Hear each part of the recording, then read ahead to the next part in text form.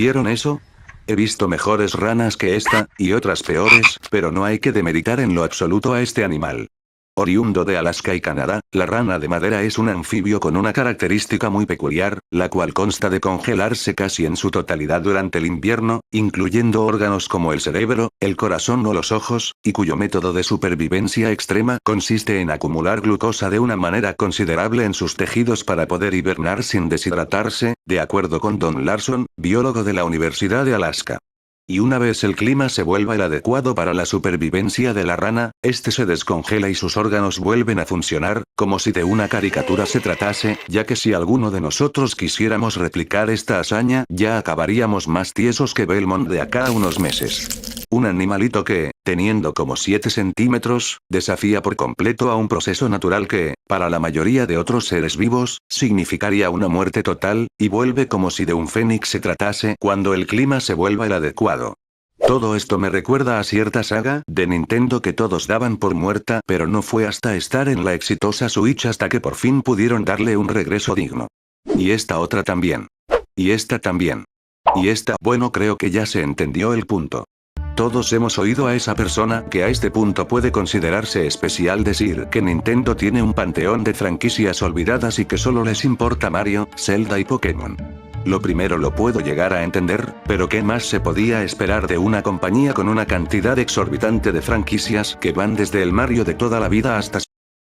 Sí. Es natural que le den prioridad a algunas franquicias por sobre otras, pero eso no significa que descuiden por completo a sagas menores comparado con su competencia, ¿o acaso creen que Sony o Microsoft hubieran lanzado una secuela a un juego de los 90s que fue exclusivo de Japón por años y que estaba encadenado y encerrado en la Famicom? Parece que uno de estos se les escapó. Espera, ¿qué? Sí, hay sagas que reciben más amor que otras, pero no es el fin del mundo que muchas ciertas personas quieren hacer ver. Pero todo esto tiene también otro motivo, y este es la desarrolladora de los juegos, porque muchos creen que Nintendo es un solo ente, que la razón por la que no sacaron un nuevo F-Zero es porque estaban ocupados haciendo el Mario Tennis, y las cosas no son así. Les voy a contar un secreto. Algo oculto y completamente desconocido para el ciudadano común.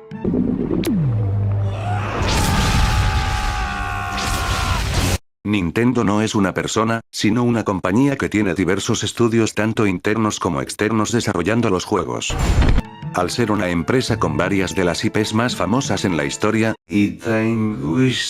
es entendible que Mr. John Nintendo decida repartir el trabajo a sus subsidiarias y equipos externos, y esto añadiendo que Nintendo tiene diferentes edificios y oficinas repartidas en Japón, da como resultado los lanzamientos constantes de juegos de diversas franquicias sin que comprometan a otra, especialmente en estos tiempos donde el desarrollo de videojuegos se ha vuelto más complejo y costoso comparado con décadas anteriores.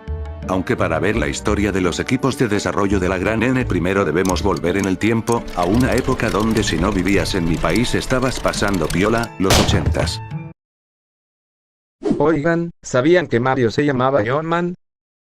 Y aquí va otro dato desconocido, E.T. mató a los videojuegos y Nintendo lo salvó. Mucho hate contra mí, ¿no?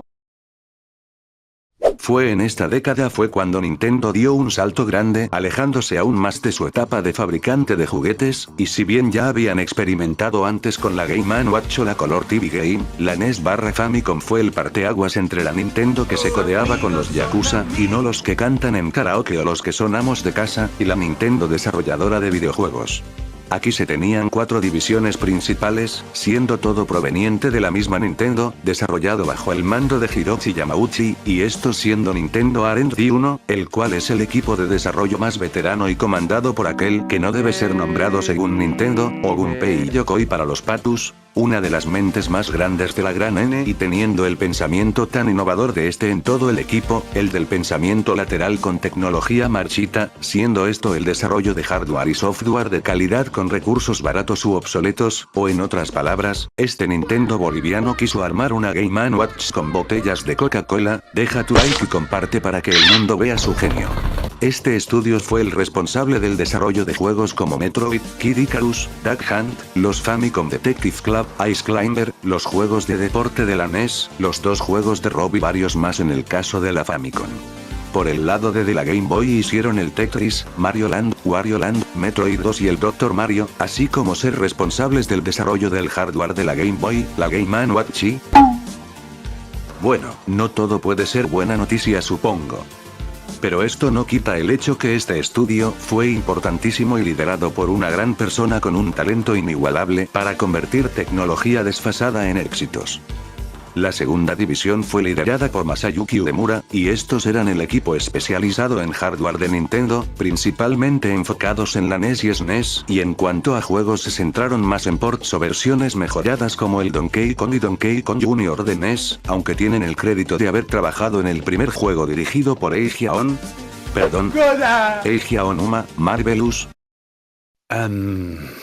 Marvelous. La tercera división constaba del equipo de Genyo Takeda y, aunque este era más pequeño, fueron clave para distintos accesorios como los packs de la Nintendo 64, no ese tipo de packs no, pero más adelante cambiarían el nombre y se volvería Nintendo ARD, trabajando en consolas como la Wii, la GameCube, la 3DS o el innombrable, así como los accesorios de estos. En cuanto a software, ellos estuvieron encargados de Punch-Out, Pilot Wings Resort y Star Tropics. La cuarta división es quizás la que más peso tenga en cuanto a nombre, debido a la cantidad abrumante de juegos desarrollados desde la NES hasta el 2015, en los que se encuentran los juegos de Mario, Zelda, Mario Kart, F-Zero, Star Fox, Pikmin, los juegos Wii, Animal Crossing, Splatoon, y curiosamente un juego de Pac-Man donde el diseñador fue Miyamoto. Y sí, desarrollaron Time Twist, por lo que nunca en mi vida se me había pasado por la cabeza esto, pero puedo decir con firmeza y sin temor a equivocarme que Mario y el juego donde viajamos a conocer al pintor austríaco y luego al Ku Klux Klan fueron desarrollados bajo la misma casa.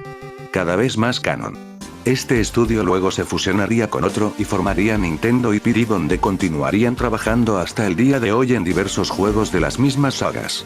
Pero bueno, eso fue en la época de la NES, aunque ocurriría algo con una de sus sagas más famosas. Y es que unos británicos llegaron a irrumpir en el simio maricón. Así es, Rareware había llegado.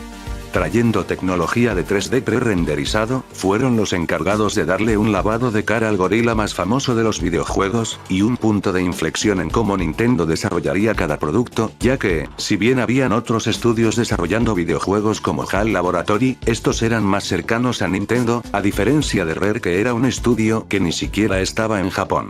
A partir de aquí fue cuando Nintendo empezó a relegar sus videojuegos a otros estudios, para bien o para mal, y es así como llegamos a la actualidad, donde Nintendo fue adquiriendo de poco en poco algunos estudios y teniendo relaciones fuertes con otros. Estos estudios están enfocados mayormente en un sector de sagas importantes y existen diversas razones por las que estos no siempre hacen los juegos que queremos, pero antes de eso quedaría ver cada uno, empezando con Nintendo IPD. Este ya lo había mencionado con anterioridad. El estudio más importante de Nintendo siendo una fusión de otros dos estudios, y teniendo bajo sus hombros el peso de las IPs más importantes de la compañía, pero además IPD está dividido en 9 subdivisiones o grupos. El primero es un grupo de producción encargado más que nada de, bueno, la producción de los juegos desarrollados por estudios externos, tales como Mario Tennis, Pokémon, Xenoblade, Fire Emblem o Kirby. El segundo, curiosamente llamado Grupo de Producción 3, es el encargado de los juegos de Zelda.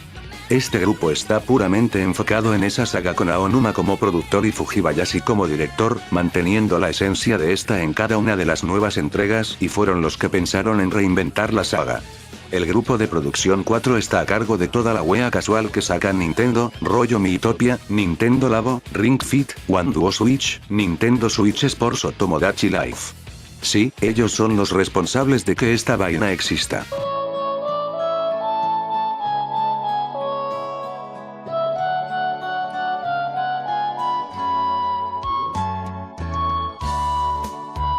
El grupo de producción 5 dirigido por Aya Kyogoku está centrado en Splatoon y Animal Crossing, y, bueno, aquí sí pueden decir que no tenemos un nuevo Animal Crossing por culpa de esto. El grupo 6 es otro grupo de supervisión similar al primero que vimos, pero está con juegos desarrollados por estudios de Nintendo. El grupo 7 es dirigido por Katsuya Yamano y tiene a Sakamoto en sus filas, siendo este uno de colaboración teniendo bajo sus hombros los Metroid en 2D, Famicom Detective Club. mientras el 8 tiene como foco los juegos 3D de Mario y Donkey Kong, lo que explica la falta de un Mario en 3D, ya que estaban desarrollando el Bonanza y al parecer por lo mostrado este se extendió hasta llegar a la Switch 2. El 9 se encarga de los Mario Kart y ARMS por alguna razón. ¡Ese debería ser yo! Y finalmente el 10 tiene a los Mario en 2D y Pikmin, teniendo miembros del mencionado anteriormente R&D. Como podemos ver son distintos equipos los que desarrollan los videojuegos de Nintendo, y esos son solo los principales, ya que, si metemos a los estudios además de los de PD, los Second y Third Party, la cosa aumenta. En los primeros tenemos a One Up Studio, siendo este compuesto por ex trabajadores de Square, y trabajando en Magical Vacation o el Monkey Abuse 3, aunque mayormente siendo un estudio de soporte para otras sagas como Mario Odyssey o 3D World. Retro Studios es otro famoso que tienen, encargado del desarrollo de los Metroid Prime y la saga Country de Donkey Kong luego de querer dejar a Nintendo para irse a hacer juegos de Kinect y que les cancelen hasta la renta del apartamento. Monolith Soft son la gente de Xenoblade, a lo que tenemos que agradecer eternamente por darnos a Asami, y también asistieron en el desarrollo de Breath of the Wild y su secuela, y Animal Crossing y Splatoon. Para los Luigi's Mansion, el Punch-Out de la Wii y Mario Strikers, el estudio canadiense Next Level Games es el indicado. Y para hacer esta cagada también es el indicado, pero de Canadá ya no me sorprende. Nintendo Cube, antes conocido como MD Cube, son los desarrolladores de los Mario Party y formados mayormente por ex desarrolladores de Hudson Soft, y también encargarse de Wii Party y Clubhouse Games. Nintendo Software Technology se centran más que nada en ciertos juegos, específicamente los Mario vs Donkey Kong, Metroid Prime Hunters o F-Zero 99, mientras que Nintendo European Research and Development tenían su fuerte en la emulación del Switch Online.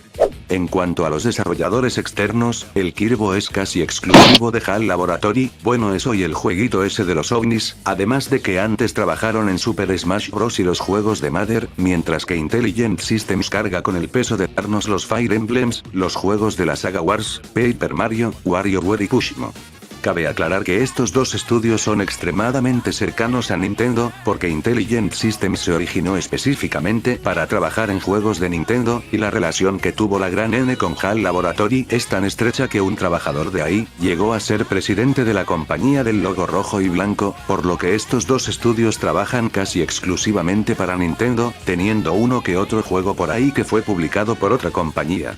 Game Freak.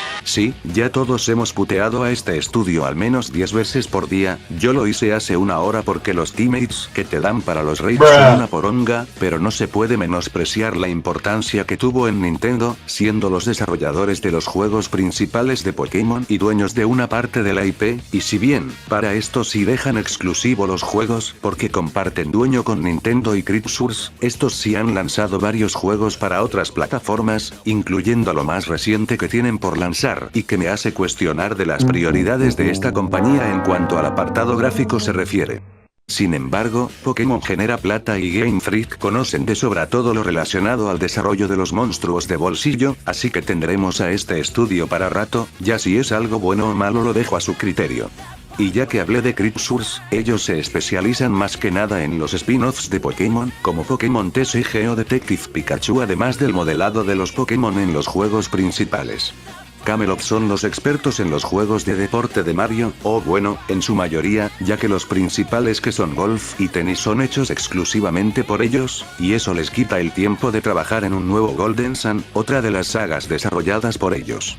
Aunque estos llegaron a hacer juegos para Sega y Sony, siendo estos los Shining Force y Everybody's Golf respectivamente, se han mantenido más cercanos a Nintendo, siendo el último juego que ellos desarrollaron para otra compañía esta vaina. Con el estudio Mercury Steam pasa algo interesante, ya que Sakamoto estaba buscando un estudio para hacer realidad el juego que hasta ese momento solo era un rumor o juego cancelado Metroid Dread, pero encontró en la desarrolladora española justo lo que necesitaba para poder plasmar todas las ideas que tenía, además de sacar el remake de Metroid Samus Returns, así que los fans de Legend 2 deben preparar a todos los marroquíes que necesiten para tomar venganza por los responsables de que Nintendo haya tumbado el juego. Ya hablando en serio, este estudio demostró tener un alto nivel de calidad en sus dos proyectos, y aunque no trabajan exclusivamente para Nintendo, sí supieron captar la esencia y el aislamiento tan marcado de la saga, cosa que el otro estudio que desarrolló otro Metroid debió tomar nota. A Goodfield usualmente lo asocio a esos juegos a los que denomino como juegos de Nintendo tiernos. Esto es debido a los juegos desarrollados por esta compañía, salvo el Wario Land, cumplen con este parámetro, siendo la todo lo de la lana en Woolly World y Epic Yarn y todo PH Showtime pruebas de esto. Toseo bueno, esta empresa de aquí es una de la que ya hemos hablado en otro video, pero usualmente son conocidos como una desarrolladora fantasma, debido a que casi nunca son acreditados en los juegos en los que meten mano como Famicom Detective Club o los juegos que ayudan a desarrollar, pero sí han llegado a sacar juegos para Nintendo tales como Starfy o Super Princess Peach. Sora Ltd es prácticamente Smash. Sé que lanzaron un Uprising y Meteos y tanta vaina, pero son Smash. No hay otra forma de describir al estudio de Sakurai. En cuanto a Genius Sonority, ellos se encargan también de una parte de los spin-offs de Pokémon, pero qué triste debe ser de pasar de hacer Colosseum y XD a hacer Pokémon Café Remix. Al menos tienen el lujo de decir que sus juegos están animados mejor que los juegos de Pokémon actuales. Grezzo y Arika son similares, ya que ambos se enfocaron en hacer remakes y remasters, y a su vez desarrollaron juegos propios para la gran N, siendo estos el Echoes of Wisdom y la saga Endless Ocean respectivamente, aunque este último también hizo el no disponible y Tetris 99 y también sacando juegos más allá de Nintendo porque también participaron en juegos de lucha siendo las personas detrás de los Street Fighter y Exico desarrollar Tekken 8 junto a Namco. Panic Button debe ser quizá el estudio más infravalorado en cuanto se trata de este tema, debido a que si por mí fuera le construiría una estatua al estudio encargado de portear el puto Doom Eternal a una consola que tiene que hacer el trabajo de su vida para correr Fortnite, y es que este estudio es bastante talentoso al portear en general, teniendo distintos juegos en otras plataformas, y en Nintendo pesos pesados como Doom 2016, Wolfenstein 2, Warframe, Subnautica, e Apex Legends, y no es de sorprender que Nintendo los llamó para las versiones de Switch 2 de varios de sus juegos. Sin duda alguna un estudio que merece más crédito del que tiene. Y platino más en Bayonetta. Ahora que no está Momasos Camilla ni idea de qué le depare a la saga, pero al menos sabemos que si nunca van a continuar la saga, al menos ganó el amor heterosexual.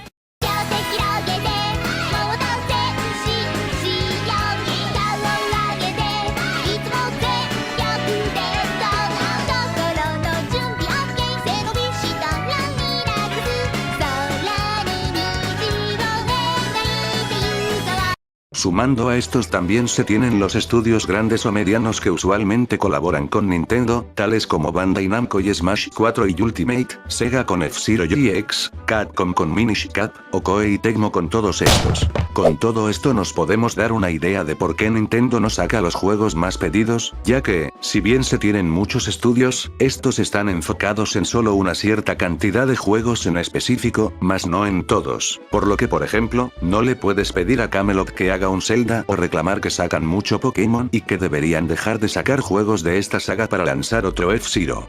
Si bien, Nintendo es activo en dar el visto bueno o supervisar los proyectos además de toda la tarea de publicación, marketing y distribución, los estudios son los que desarrollan la mayor cantidad del trabajo de desarrollo y programación, así que, si un estudio se encuentra ocupado, tendrían que buscar otro estudio y encontrar uno que pueda entender la IP, y con los tiempos de desarrollo y el exorbitante presupuesto que se tiene a comparación de años anteriores, esto se vuelve casi imposible o si no tendríamos puros Metroid Prime 4 que demoran eones solo porque el desarrollo inicial no fue el correcto. Y es que cada estudio se enfoca en la saga o juegos que lo que más saben hacer, y delegar a otro equipo o a un externo como, no sé, Square que haga un Golden Sun requeriría más trabajo del que se tendría con Camelot haciendo uno nuevo, ya que estos tienen lazos con Nintendo y conocen de pies a cabeza la saga. No digo que sea imposible que Square haga un Golden Sun, solo que es más difícil.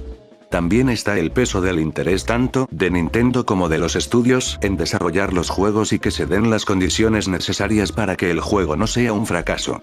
A finales de los 2000 la saga Kid Icarus estaba teniendo una notoriedad mayor a la que tuvo en años debido a la introducción de Pete en el Smash Bros. Brawl, por lo que ese fue el momento perfecto para anunciar el juego en la E3 del 2010, y si bien ya estaba siendo desarrollado, la popularidad del personaje y su rol en el emisario subespacial fue el impulso que se necesitaba y que hizo que Sakurai eligiera la saga por sobre otras en cuanto a desarrollar el juego que Iwata le había pedido, todo para que el juego no pase desapercibido y termine estrellándose en el reporte financiero, cosa que si bien no vendió lo mismo que un Mario o siquiera un juego first party en la Switch, sí pudo al menos rascar el 1.000.000 de ventas. Esto fue al menos aceptable, o con Metroid que Sakamoto encontró en Mercury Steam el estudio indicado para plasmar sus ideas, así como Wario Land Shake It que existe porque Takahiro Harada de Nintendo se acercó a Goodfield para ver si podían desarrollar un Wario en 2D. Por el lado contrario, sagas como F-Zero permanecen dormidas debido a que Nintendo no encuentra un modo de volver la saga algo único y diferenciarlo de Mario Kart o Mother, cuya trilogía, de acuerdo a Itoi, está finalizada, y Star Fox que, pues es Star Fox, ¿qué más se puede decir? Otras corren con la suerte de que sus estudios cierren como el de Eternal Darkness que se dispararon en el pie tan fuerte que tuvieron que desaparecer luego de la demanda más pendeja de la historia contra Epic Games, de Chibi Robo, el cual ya de por sí es un juego de nicho, por lo que, a los ojos de Nintendo, dar presupuesto a una saga que no solo no vende bien sino que además necesitan encontrar un estudio indicado para desarrollar el juego resulta inviable, porque Nintendo es, a fin de cuentas, una empresa, y ellos priorizan sus ganancias. No es que defienda que no saquen juegos de estas sagas, solo estoy hablando con la realidad. Pero esto no significa que estas sagas nunca volverán, tan solo miren a los juegos que estamos teniendo últimamente, el yo de hace 10 años nunca se hubiera imaginado que lanzarían un nuevo Rhythm Heaven, un Mario y Luigi luego de que Alpha Dream se hiciera la de Cancerbero al sacar el remake de Bowser's Inside Story o sacarían una secuela a Famicom Detective Club o un remaster de Advance Wars, y es que el éxito que está teniendo Nintendo con la Switch 1 y 2 permitió también que se puedan volver de la tumba franquicias que se pensaban que nunca volverían, por lo que a menos que sean fans a muerte de Senen Kazoku, eventualmente las sagas que más añoran regresarán cuando se den las condiciones adecuadas.